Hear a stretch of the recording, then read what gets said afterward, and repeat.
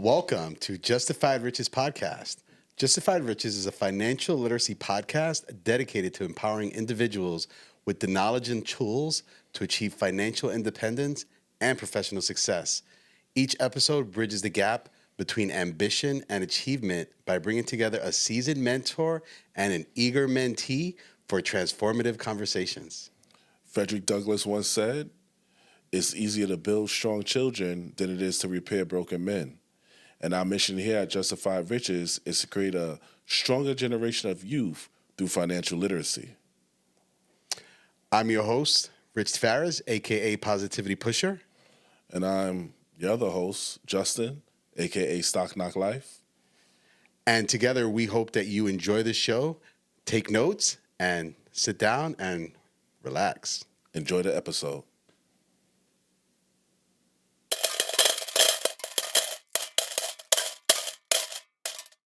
That's perfect. All right, so we are here for another episode of Justified Riches. I am your co-host, Rich Tavares, aka Positivity Pusher. And I am Justin, aka Stock Knock Life. And we are here. We are excited because, right, like if you think about what Justified Riches is, it's about not just financial education. It's about what Marion Wright Edelman says, you cannot be what you cannot see. So it's not just about the education. It's bringing those people here. No AI counterparts. You know, this is the real deal. We have the real person here, but someone who I'm just like beyond excited. We're beyond excited to have. So we have here Mr. Bert Lurch, 27 years in business, co-founder of eCentral Medical Management, the largest medical billing practice, minority-owned medical billing practice in the whole Northeast, or medical billing practice in general. Bert also, one of the things that was really amazing for me with Bert was me as a recovering code switcher to switch up in environments. You know, you're in the streets or you're in the boardroom.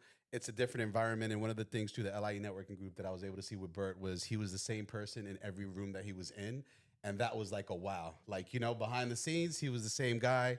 I would see them there with like, you know, the millionaires and the big business moguls, and he would be the same dude. And that for me was just so powerful. So not is he only consistent. He was a proponent at the LIE networking group to make sure we started to have relevant conversations to talk about what was going on in regards to our culture, in regards to inclusion.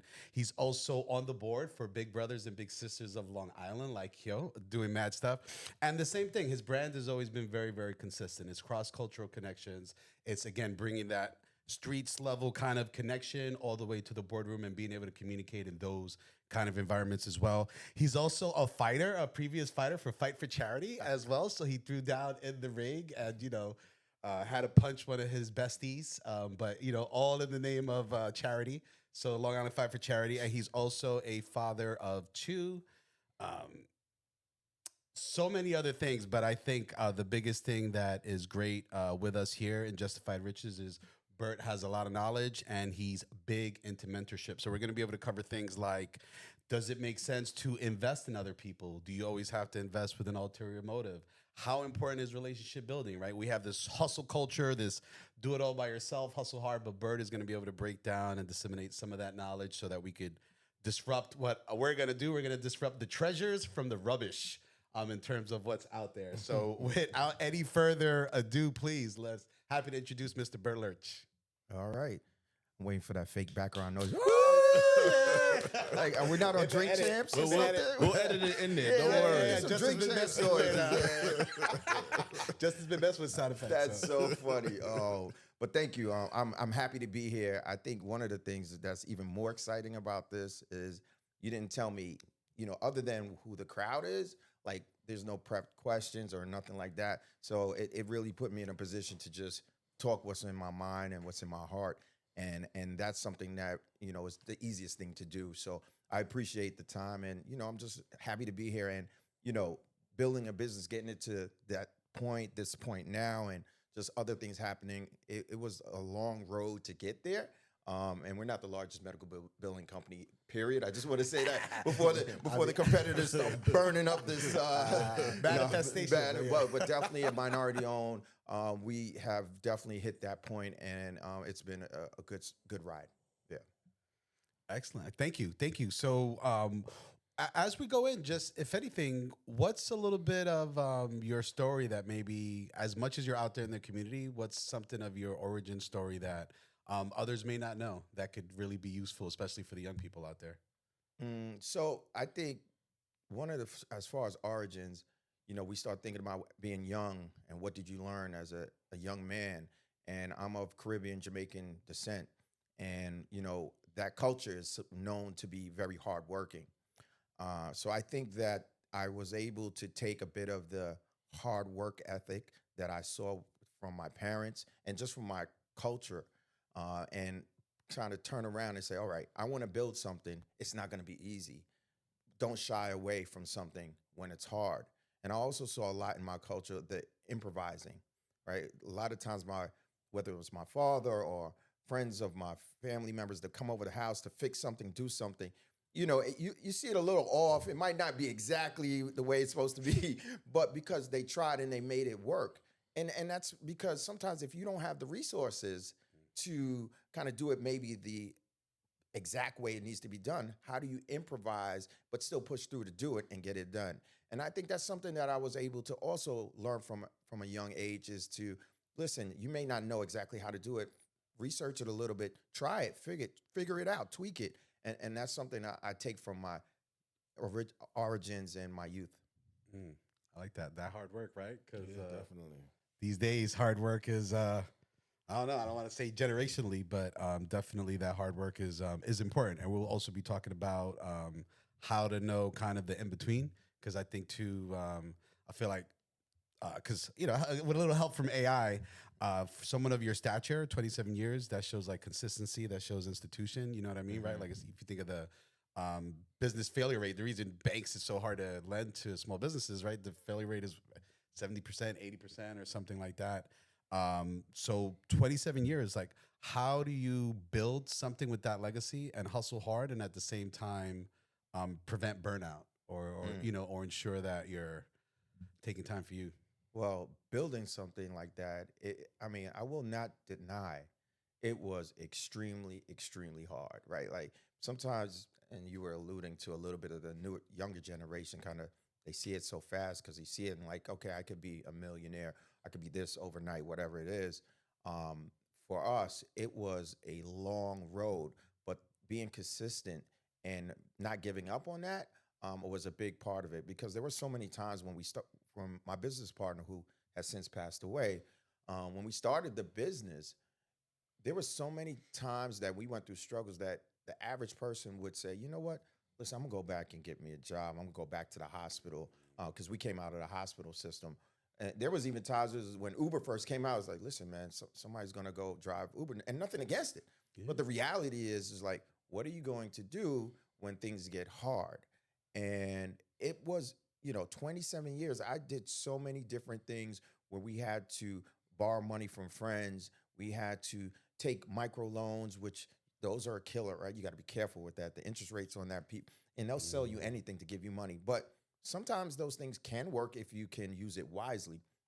And we did that. But I think what allowed us to kind of push through with that is we always worked really hard for our clients. Our clients stuck with us because they know that we were working extremely hard to try to provide them the best product. And there was a lot of mistakes and a lot of problems through that. And then on the flip side of that, my employees believed in my vision. If you don't have, unless you're working a solopreneur and you have employees that work for you, the only way they're going to continue through the hard times is if they believe that in what you're doing. And they also see that you're not just speaking it, you're doing it. So I'm working 9 to 9. They can say, okay, it's like he's not just saying it, he's trying to really make it happen. And when they see that, and sometimes I think that's what entrepreneurs may fail, you got to let your employees see what you're doing, whatever that may mean. Give them a little bit of insight to what you're trying to do to take the company to the next level. Then they will latch on to that and kind of go through the hard times with you. So that's a bit of it, is just basically being really there for my clients no matter what. hustling when the money gets low, figuring out ways, borrow money from someone, paying them back with interest on top quick, having good friends that will handle you like that, having vendors that believe in you who might say, listen, okay, you're behind 2 months, 3 months. What's going on? But because they believed in you, they didn't shut you down. And then eventually over time, you just get better, you get smarter. And then, now I'm here. Well, I work with high school students, right? And all of them want to become business owners. Like everybody wants their own little clothing line. I know I have students already that have already started their clothing line. But I try to tell them like the hard work behind becoming a business owner, that it takes a lot of time, a lot of dedication, like every day.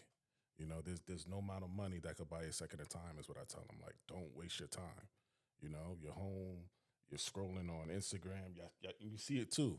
You see the instant gratification on social media. So they think it's something that's very easily attainable.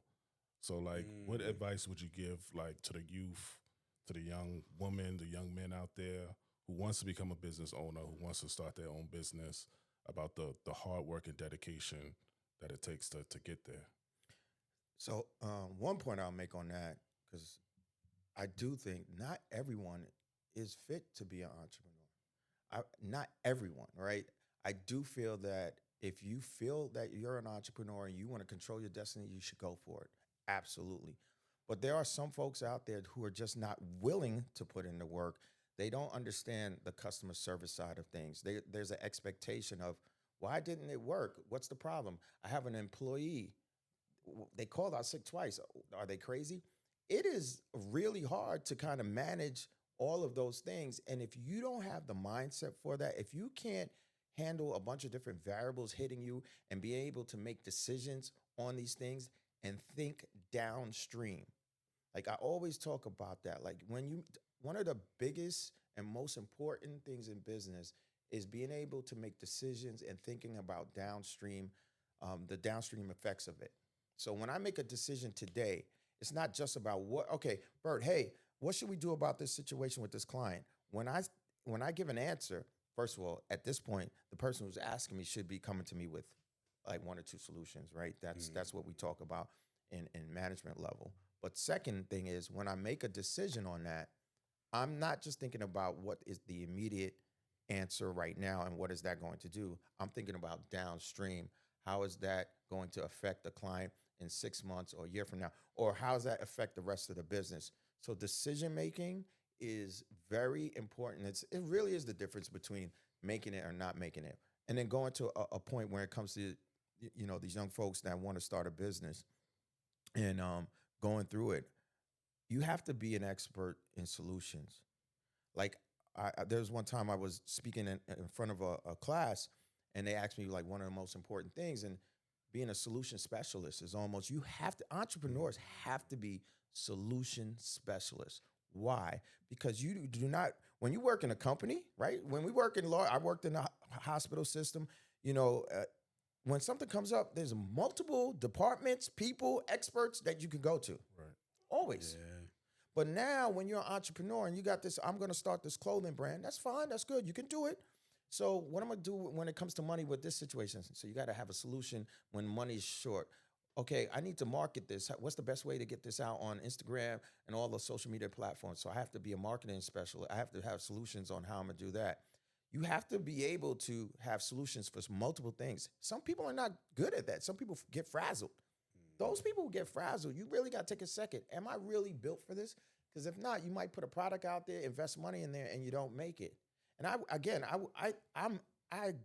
believe in entrepreneurship.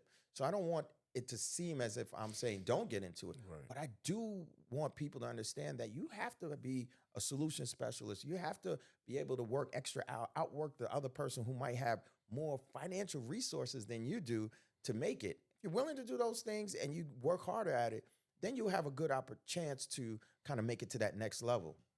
That's how I answer that. Right.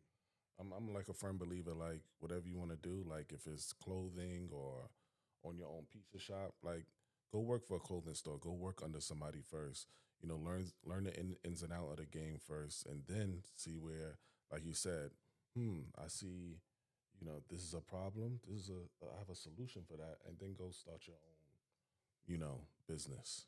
I think that, like, tell everybody that. Mm. When I worked in the hospital, I was able to understand big structure. I was able to Mm. understand policies and procedures. I was able to understand HR. So when I started my business, I had 3 employees. I had a employee manual. There was companies. My friend worked for a large luxury brand, large. And he said, "Bert, we don't even have an employee manual." This is way back. And he was like, "We don't even have an employee manual." But that helped me, right? Why did that help me? Because I worked in a larger organization. I started to Mm. understand structure.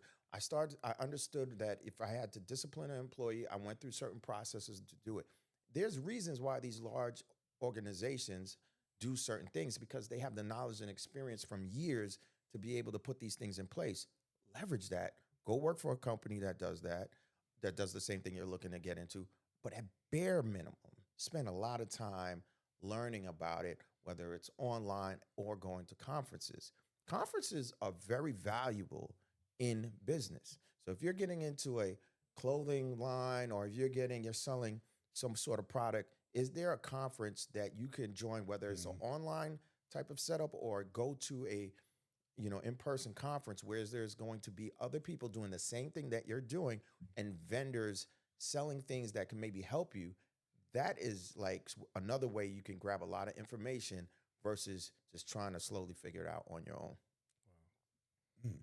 Absolutely huge.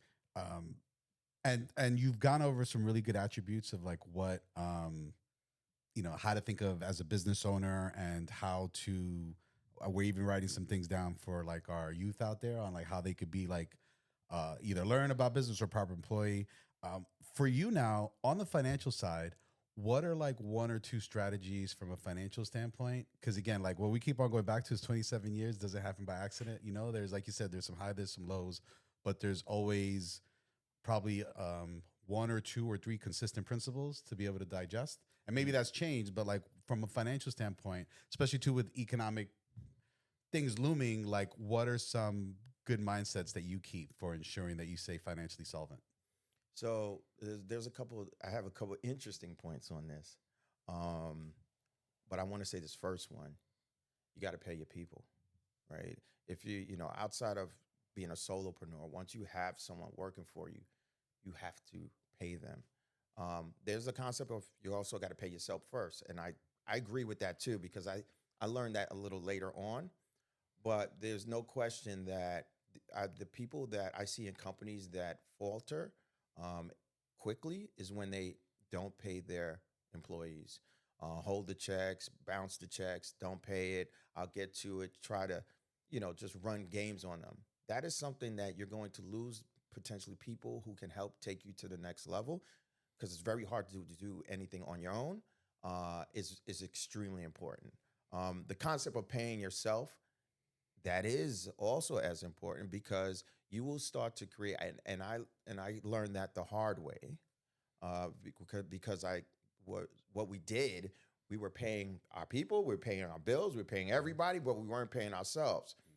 And it wasn't until I spoke to someone who had a very successful business for years, and she was like, "Bert, listen, I don't care what it is. You need to put yourself on the proper payroll." We were getting paid, but we would pay everybody first, and then we were playing the game over. Whatever's left over, it's ours. Right. Mm. But what happens? You start adding different expenses. You put things in, and next thing you know, what's left? Only a small amount is left for you, because you are, as an entrepreneur, you keep trying to build, you invest in your business, but you're not paying yourself. You're not paying yourself. So yes, you got to make sure you pay yourself, and you also got to make sure you pay your people. I think those things, you will work out the rest with the vendors, the other entities, figure it out. The other thing is, and I think that sometimes we don't, it's hard for us to say we're not good at something. It's sometimes hard for people to admit it's not my strong suit. For me, I was never like, I'm not a CFO to this day. I have a CFO, I have bookkeeper, and I had those things from a early phase in my company, because that wasn't my necessarily strong suit. But what I did was I recognized it, and I was able to say, I need to add this to the team. And you can do that as a small company. You can have people a part of your organization in a micro manner that can assist you with your finances. And one of the most important things is to have your P&L up to date and being able to read and understand your profit and loss through your bookkeeping. Like if you don't understand how to look at it or at least have it available to you, let alone if you don't even have it, it is so important. The most simple business could have a very simple set of books set up by an accountant or a bookkeeper to help you out. Again, it's people think about just the riches. Right. I sold, I'm balling, it's all good. But if you're losing money or if things are not making sense and it's not written on paper, how do you manage that? So those are some of the things that I think are very important, even from early ages. Get your books in order. We started a business, and I probably like 3 years in, I probably got scared into this. The IRS was at my door, and I was out of a house. The IRS literally came to my door and was like, yeah, we're from the federal government, from the IRS, and you have a consultant working for you. Because what were we doing? We're paying, it was like, or paying off the books, or this person is consultant. You know, we were trying to do all those things so that we don't have to pay taxes, we don't have to have them on our books. And I'm telling you, we were a small business at the time working out the house, and a person came and knocked on my door. That was enough for me to scare me straight pretty quick. So from that date on, and we were good, but from that date on, I realized the government's not playing around. When you see some of these rappers and some of these entertainers in jail, they're not in jail just for, guns and drugs. A lot of them in jail for tax issues, tax evasion. Wow. So they're making all this money. So you're making all this money. You don't pay the tax man. You say, oh, somebody's handling it, but you have no idea. You'll go to jail. Right. IRS want their money, man. Yes, and it's that time right now. Interest. Heavy. Those numbers get crazy, but you have to bite the bullet and pay the taxes. Don't play around with that. Yeah. Don't play around with that. So I love this. Pay your people first, of course, and pay your people. That's important because, of course, and you talked about vision, instilling vision. Understand your strengths, right, and understand what you're not good at. And you mentioned finance. Were there any others, like whether it's maybe on the personal side too, from a financial standpoint? Because I see you as a dude. You know, you're doing good, but at the same time, I feel what I've learned from you or heard from you, and I see from a lot of affluent people is it's about being mindful of where their money's going. Yeah. So sometimes people, when I've seen companies and I've seen people over the years, because again, for doing this so many years, I've seen a lot. I couldn't even talk about all of it in just one sitting. But just to give you a little piece of that, it is extremely important that you are very mindful of your money. The people that I speak to people who are very successful. And I talk to them and ask them about how did they get to that point. And one of the things is that it is very important for you to not spend your money foolishly. What happens with a lot of young folks, they get money, and the first thing, and especially in the minority community, it's about show and tell. And if you look at really affluent folks in other communities, it's actually less show and tell, because what they're doing is they're trying to compound their money to make money for them, so that they're thinking down the road. We think about us being young, or I'm older now, but the youth are young, and they don't sometimes think about when they get older. When I was probably about 21 years old, and when I worked in a hospital, there was this lady who was the sister of Earl Graves. Earl Graves created Black Enterprise magazine. And his sister, which we always thought was weird, but we were young, we didn't think about just the reality of life. Just because your brother may be rich doesn't mean you're rich, and doesn't mean you even want any of his money, right? But anyway, what she did was she came to me and my late business partner and said, listen, I want to show you this card. And this is like a clip out of the magazine. We're not talking about internet times. And she talks about the clip outside of the magazine. And she said, look at this. If you guys put X amount of dollars into the 401k, and at this age right now, when you hit this age, you'll have, it was like at that time you'll have 1 point something million dollars in there. I never ever forget it, and I don't know if it's been more in my mind now that I'm older, because when we talked to her, we were like, that's a long time from now. Yeah. Who's thinking about 60 years old? Who cares about that 50 years old? The money she was talking about was small money at that time. Now, as I'm creeping up in age, I'm thinking about that conversation of, oh my gosh, she was so correct in the fact that the compounding of your money happens. And there's nothing better than compounding your money and your money making money without you having to do anything. So lately, like, I'll go in the supermarket and I'll see someone, they're like, what's wrong with this guy, man? I'm like, over here, listen, man, are you, putting money aside and putting it into some sort of 401k? Again, whatever the best strategy is, but putting your money in some sort of vehicle that can compound from a young age is all I hear from the people that I speak to that are rich. They tell me they do it for their kids. Bert, I set up my kids from now so that they can continue putting in that money. That's number one.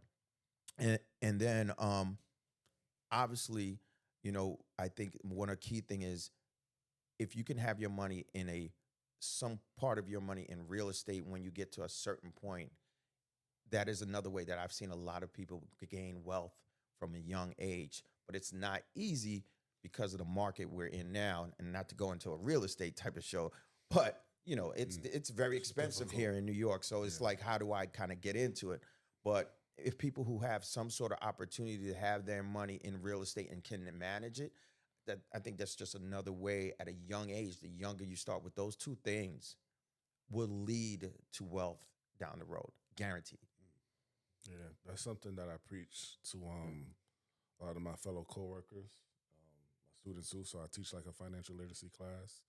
And even my coworkers, I tell them, like, yo, man, like, sign up for IRA Roth or traditional Roth, or, make sure I work in a school, so it's not a 401k, they got a 403b. Mm-hmm. But, sign up for that. That's free money they're actually giving you, Like, like you said, you got to put your money somewhere in a vehicle where you're making money in your sleep, That's only one of few ways, and I don't like to say wealth, but to be, have some type of freedom.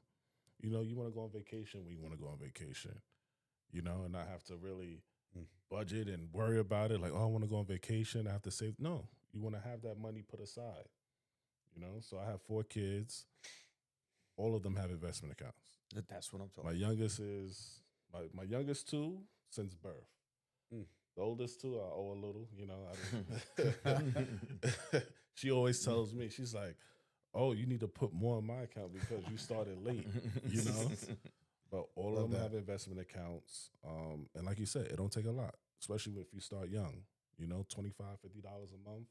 I tell people, you have $5 that you can contribute to an investment account a month, do it, especially for your children, because they have a whole bunch of time. That little $5, $10 every time you get paid, after 50 years, you'll be surprised how much, that turns into. I'm watching those numbers go. What's the app with the one where you would like round up your money? I can't think of it right now. It's it was a big deal because like if you pay, and then whatever the change is, the cents like they was moving it over into the investment. I was doing that plus adding money into it early on, and then I watched that money grow for my kids prior to COVID into now, and it's like, people, you wouldn't have necessarily just put that money away. Compounding interest it's powerful. And then when you're talking about with jobs and they're adding money to that, and then if you get a bonus, you want to throw that in there as well. I think it's one of the most critical things you could do at a young age. And people talk about it a lot, but I just hope the young generation really understands that. I'm telling you, I remember being 21. I was probably 20, 21. And it was the other day in my mind. And I'm here now saying, and granted, I didn't do it immediately, but like 2 years later, I actually did do it. Worked with someone who I'm still working with to this day. And we talk about it all the time. Like, Wow, I'm so glad I was able to start that. And I will tell you what it did for me. It actually one time that when the housing market was going bad and it was a rough time, I was able to dip in, borrow money.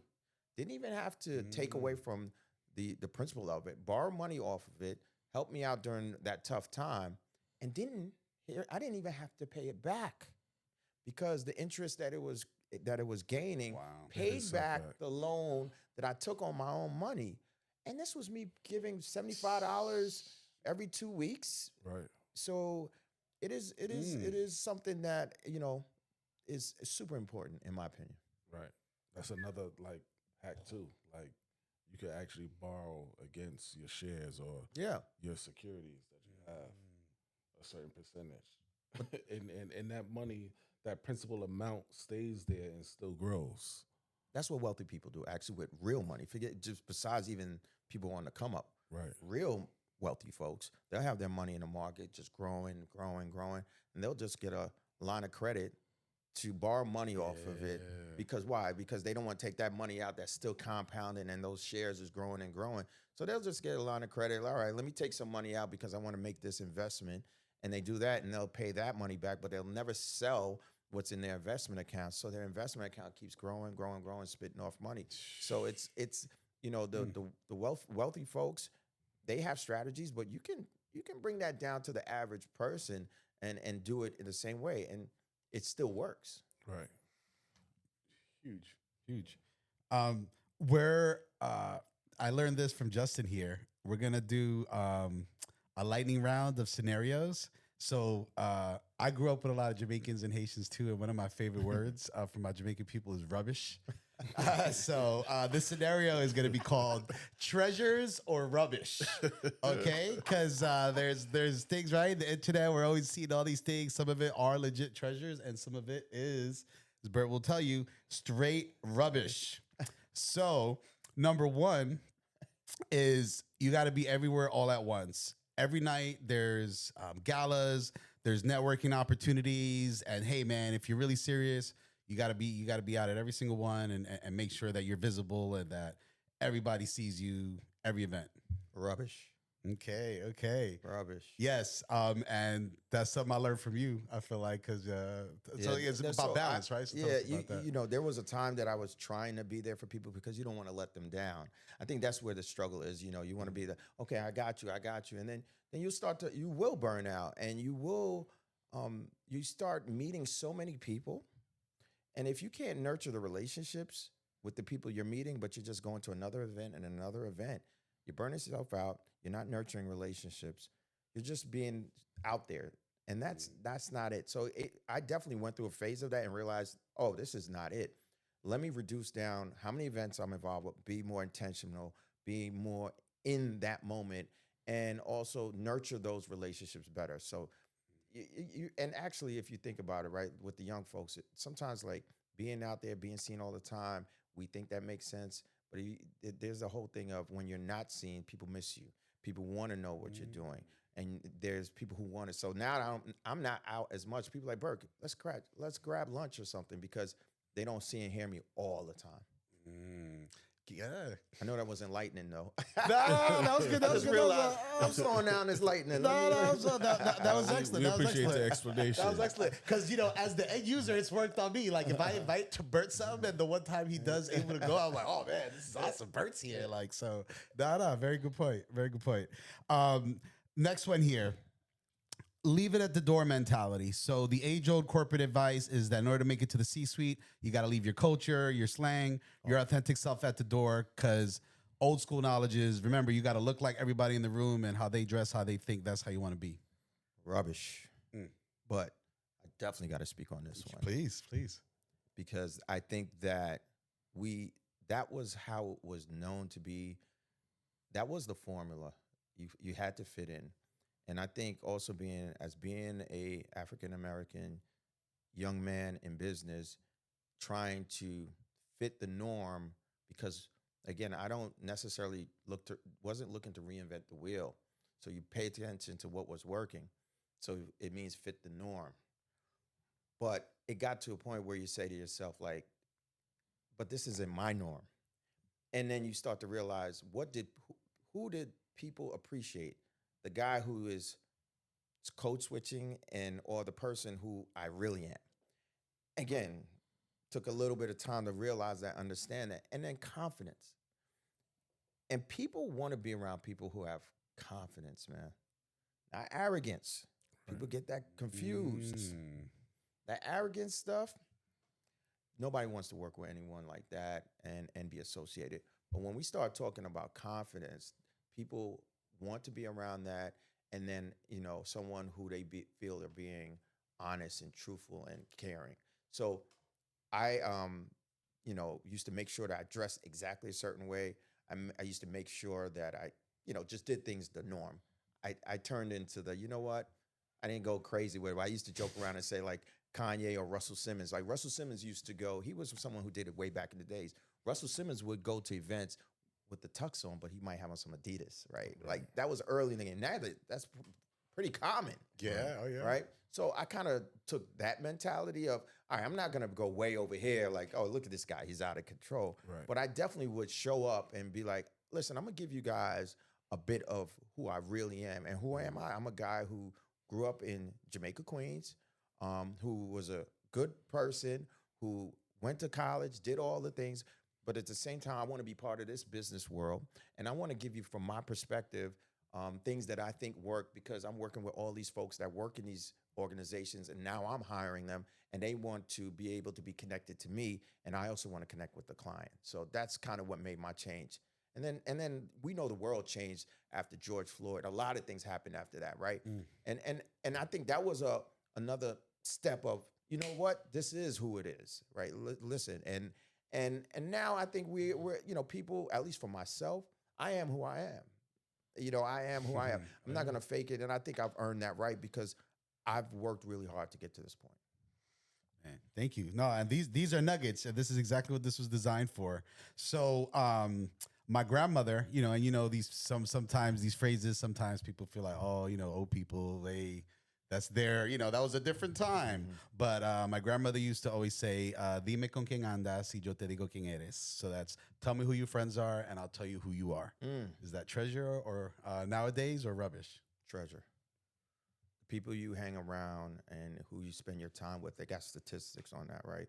The people you spend your time with, it's important because you're learning.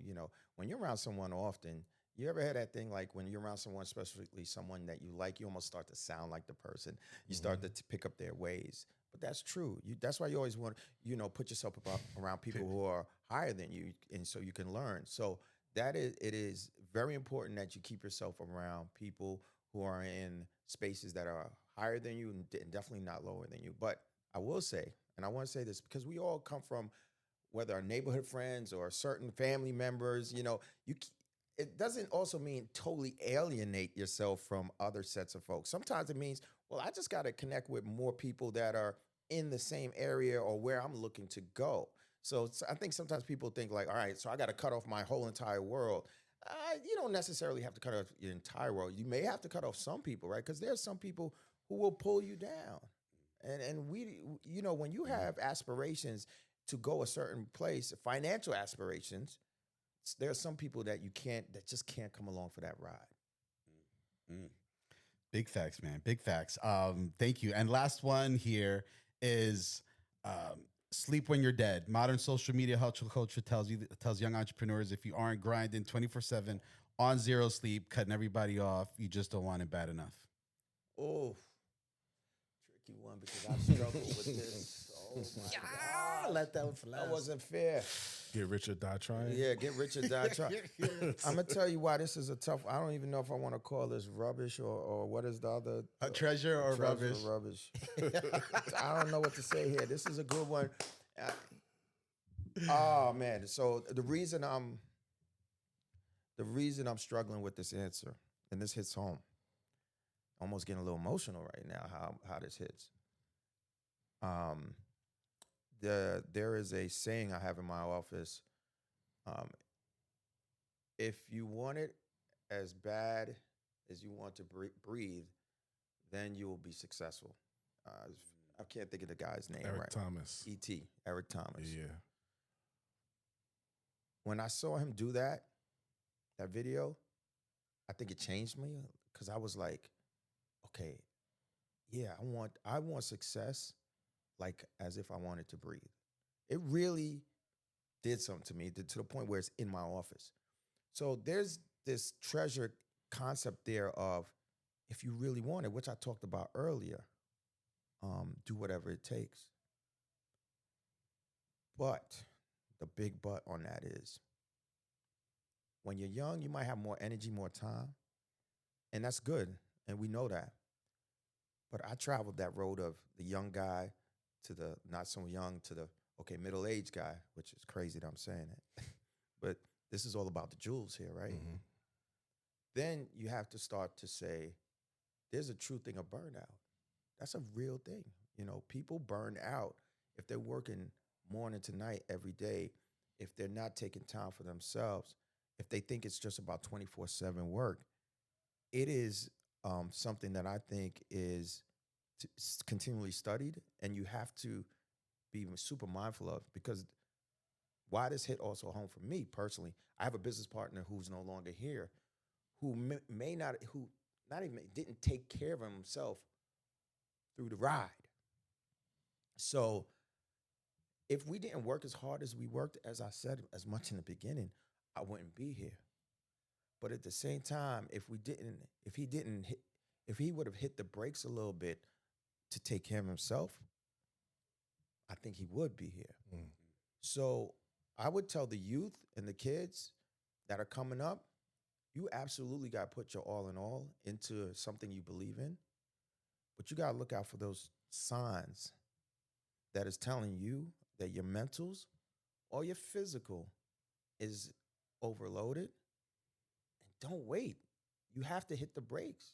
Like, this is something that I don't know. And that's an incredible question because it's on both sides in the way I'm interpreting it. So I can't give you treasure or rubbish because I think it's required for you to grind, quote unquote, 24/7 in a sense. But it's also required for you to say, nah, I got to hit the brakes. This is not working. That's powerful, man. Like, I've heard quotes like, if you woke up broke, why did you fall asleep? Yeah. You know? Seriously. Like, if you woke up broke, why did you fall asleep? And it's like a fine line. Like, you look at all the great athletes and the time that they put in, the amount of work that they put in. It's like you have to kind of push yourself. Like, there'll be days where you'll be restless. And I kind of see that with my daughter here. Like, she's going into her senior year, and she has the opportunity to go to schools like Columbia, NYU, just based off her hard work. I see her up 3-4 o'clock in the morning studying, index cards, writing stuff out, and I'm like, I never did that when I was her age. But I see the school offers that I got, none.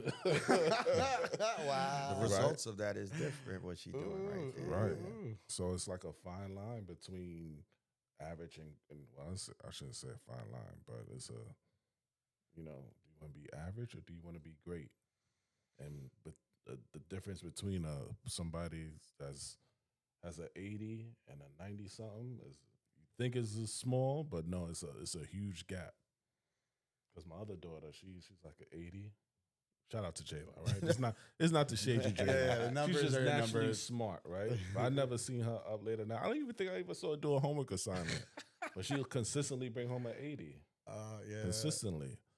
So, you want to be great, you're going to take some sleepless nights.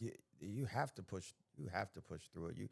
I always felt like because of the position I was in, I had to outwork my competition. You see a young brother come to the doctor's office and say, hey, can you, allow us to provide these services for you? I felt like I had to push further than someone else who may look a little different. So, I had to work harder. I had to come up with a better pitch. I had to come up with a better deal. I had to do when things went wrong, I might not get that second chance. So, in entrepreneurship for these young individuals, they if you really want something, you're gonna have to outwork. You're gonna have to outwork. So there's no doubt in that. There's no doubt in that. But you also gotta listen to because even with some of these young kids, even with school, they back in Asia, in China, they was talking about the amount of kids that were committing suicide, because of the stressors of grades and all of that. So it's like a fine line of, all right, we got to push it to the top, but are we paying attention? I think that's my whole point on this, that pay attention to any signs of mental or physical stress based on what you're trying to accomplish. Knowing when to pump the brakes. Yeah, knowing when to pump the brakes. But you have to. That's why I was saying, it's like you kind of tricked me on that one, but you got to push through on that. Oh, that was true boss move. You separated the rubbish from the treasure. that's true boss move. I heard you say rubbish in the beginning. I said, this guy said rubbish. I used to love that word. That's funny. Making people always have these eloquent words. Eloquent. That got to be some Brit background Jamaican. Yeah. That's where they got the rubbish from. Rubbish, man. Rubbish. Because, that's especially, too, that's what we're getting out there online, all these different things here. That's Ian for, if you want, in the break room. So, thank you, by the way. Around the corner. The garage room over there, on the other side. Thank you. So one of the things, though, right, and why you were able to separate the rubbish from the treasure is because one of the consistent messages I heard you mention was that you rely on yourself, but you haven't done what you've done without your people, right? Instilling a vision, taking care of them. So I think, too, that's some of the rubbish in there that you don't get there by yourself. As much as, you want to, thank yourself and, thank you to myself, you don't get there because I wouldn't see you invest the amount that you invest in people, you invest in others around you. I see you invest in people even without necessarily expecting anything in return. Even though I like to say I was a good investment, because now, you know what I mean? I'm like that stock years ago, Bert invested in me. And now I'm like, we're doing stuff together. But what is as we're kind of like wrapping up, what is something important about your connection with human beings and humanity, especially with AI, especially to you here, right? Like it's notorious. We're in our rooms, kids, it's the social connection that's being lost. But you are definitely great. And even someone who pushes yourself, right? Because that ambivert word that you put me onto. So as much as everybody's like, oh, Bert's amazing, we all love him, Bert has moments where he does enjoy his solitude. So what would you say for our young people about the importance of building relationships and not hustling too hard where you forget like your connection to humanity? Yeah, definitely the ambivert, introvert, extrovert at the same time. So I play in both those worlds. But what I will tell you is, as good as AI, technology, social media, all those things have their, place, the true connection of face-to-face communicating, having a dinner, having a drink, whatever it is to have a conversation with someone, it allows people to really get to know them and in the business world want to do business with them. One of the biggest things is people like to do business with people they like. So why do all these people go to golf outings? And in our community, we may not realize it as much, but golf, it's social. It's social, but face to face. It's not simulated golf, right? It's not over the computer. So these connections face to face, there's no technology, in my opinion, that can replace what that does. And I can honestly say that I'm at this point right now because of my human connection and interaction with folks. My personality is a piece of my success. And the only way that people would be able to learn and understand my personality is if they saw me face to face. People connected to me and said, I want to help you. I see what you're doing. I like what you're doing. I hear what you're doing in the community. I hear what you're just doing as a young entrepreneur. How would they know? ChatGPT. There's this guy, Bert Lurch. He has a company, Let's Connect, Claude. Name them all, right? Coming here now, connectivity.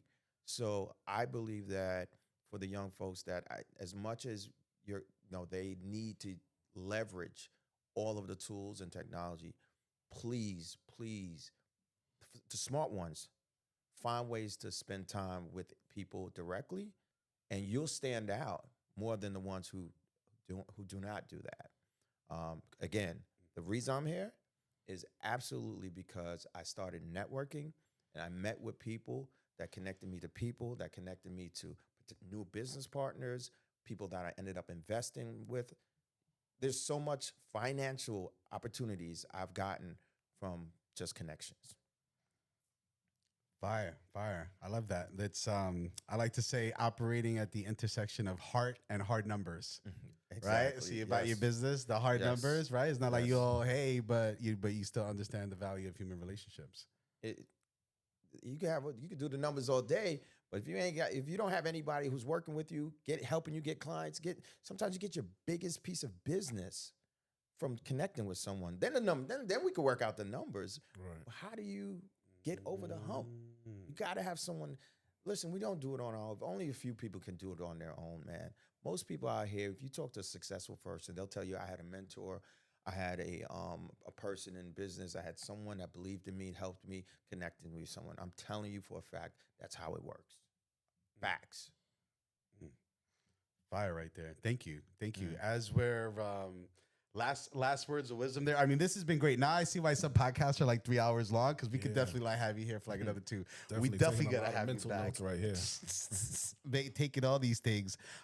We always one of the things we always like to ask our guests is what's something you would put on a billboard? Like what's right? Like there's all these wordy things, but like what's one piece of advice? And you can say two because sometimes I have trouble picking one. I'm laughing because I'm not even thinking of one. People call me all the time now because when you go down on a couple of highways, there's this big billboard that says something like "Call Bert," and it's this brother who's a lawyer. And everybody calls me because he's like probably like around my age and same complexion. And they're like, look at this. So when you said on the billboard, I'm laughing because I'm about to say it's already there. Call Bert. But what would I put on a billboard? Like my final kind of thing. That's a flipping good question. You should have asked me that one in advance. All right. So I'll let you think Yeah, for let me think you 2 want to think seconds. for a second. So me and Justin always have one there. We'll give you a pause for a quick. I would just go with our quote that kind of, as I could say, embodies justified riches. You know, Oh yeah. a famous quote from Frederick Douglass is "It's easier to build young men than to heal broken men." Yep. And I think that's what we're doing here. Mm. And I think it's very, very important that especially that the youth have good mentors and that we use our time, and that we volunteer our time to make sure that we're building our youth the correct way. Thank you, thank you. I get the luxury of always having a different one every time because I love quotes. But especially to the spirit of Bert, Simon Sinek says it's not how many people you know, but how many people you can connect. And I think that's something so relevant to what you do because Bert, right? You're in a lot of exclusive rooms, as they say in the play. You want to be in the room where it happens. You're in the room where that happens. But I see you always, like you said, not taking that for yourself, but taking that on like, all right, how can I extend this to others? I see like you respect your platform, even like what you did at the LIE networking group where you understand you had pull and you had a voice and you could have like just chilled. But your thing is about, all right, it's not just about your thing. It's about how many people can you connect, impact you can make. So Simon Sinek, that's a good one that I think embodies. Awesome. Yeah, it's funny. I don't memorize a bunch of quotes, which we talked about the one with Eric Thomas. That's like the one I've lived by, right? If you want it as bad as you want to breathe, then you'll succeed. But there's a concept that I do believe in, and if I could frame it better, I would then put it on the billboard.